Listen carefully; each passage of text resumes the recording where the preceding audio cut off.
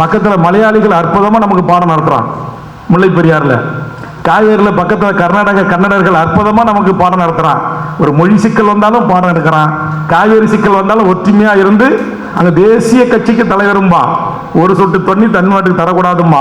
இந்திய இறையாண்மையின் மீது சத்தியம் செய்து இந்த நாட்டுடைய தலைமை அமைச்சராக இருப்பார் தேவகவுடா, அவர் பிரதமராக இருப்பாரு. அவர் வீட்டில்தான் குமாரசாமி தலைமையில கூட்டம் நடக்கும். கர்நாடகா எம்பி எல்லாம் கலந்துப்பான். இங்க என்ன நிலைமை? அதான் தமிழர்கள் நாம் சாதியாய் மதமாய் கட்சியாய் பிரிந்து கிடக்கிறோம். தமிழ் சமூகத்தின் அத்தனை வாழ்வு உரிமைகளும் இன்றைக்கு பாதிக்கப்பட்டு கொண்டிருக்கிறது.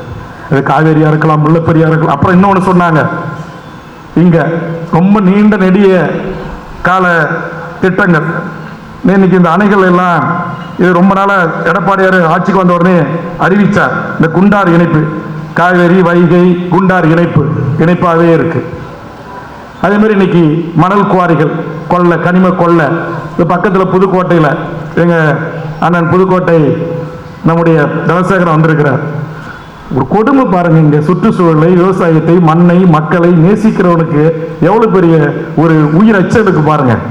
அந்த கிரேனைட்டை வெடி வச்சு லாரியில் அண்டை மாநிலத்தை கடத்தின முதலாளி அவன் கூலிப்படி அனுப்பி ஓட்டுநர் அனுப்பி அவரை மனு கொடுத்தாரு கலெக்டருக்கு, எஸ்பிக்குன்னு. அந்த மனு அவன் கைக்கு போய் எங்களை ஏற்று மனுவாடா கொடுக்குறேன்ட்டு இந்த லாரியை விட்டு அந்த இஸ்லாமிய சகோதரனை மூளை நசுங்கி செத்துட்டானா உயிர் இருக்குதான்னு பார்த்துட்டு சைடு மிரர்ல பார்த்துட்டு நான் ஏத்தி இறக்கணுன்றான் ஜாஃபர் அலி. நான் கூட அவங்க வீட்டுக்கு போயிட்டு பார்த்து பச்சை குழந்தை படிப்புக்கு அனாதை நிற்கிற ஒரு 1 லட்ச ரூபா பணத்தை கொடுத்து நாங்களாம் இருக்கிறோமா அப்படின்னு சட்டமன்றத்திலையும் பேசி பார்த்தேன். அரசு ஏதாவது நிதி கொடுக்கணும். அங்கே சட்டத்துக்கே அமைச்சர் அங்கே தான் இருக்கிறாரு. எங்கேயாச்சும் சட்டத்துக்கான அமைச்சர் வந்தாராமா, ஆறுதல் சொன்னாரா? யாரும் வரலங்க.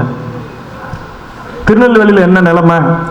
வகுப்பு சொத்தை பாதுகாக்க போன ஒரு சமூக ஆர்வலர் முடிச்சானுங்க. அப்ப இங்க முதல்ல நாம போராடக்கூடிய விவசாய சங்கத்தினுடைய தலைவர்கள், இவர்களுக்கு என்ன பாதுகாப்பு இருக்கு? இவர்கள் இந்த காவல்துறை, அவன் சாப்பிட்ற சோறும் நீங்க கொடுக்கிற அரிசியிலிருந்து தான் விளையுது. நீங்க போராடி தான் உரிமை கிடைக்குது. ஆனா நீங்க போராட போனீங்கன்னா உங்களை கையாலும் பாருங்க. யாரு காவல்துறை? யாரு வானத்தை வந்து கூச்சவும் இல்லை. நம்ம அண்ணன் தம்பி, நம்ம மாமா மச்சான், நம்ம உறவுகள் தான்.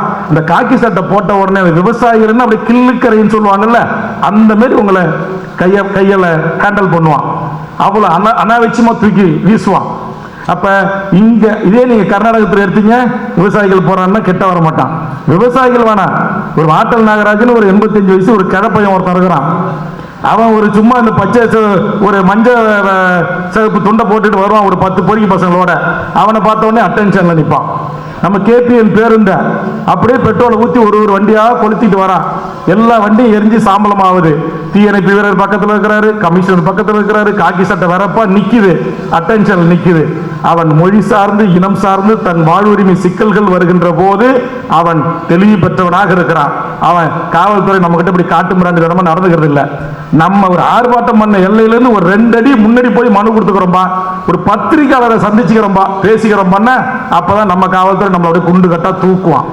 இப்படிதான் இருக்கு.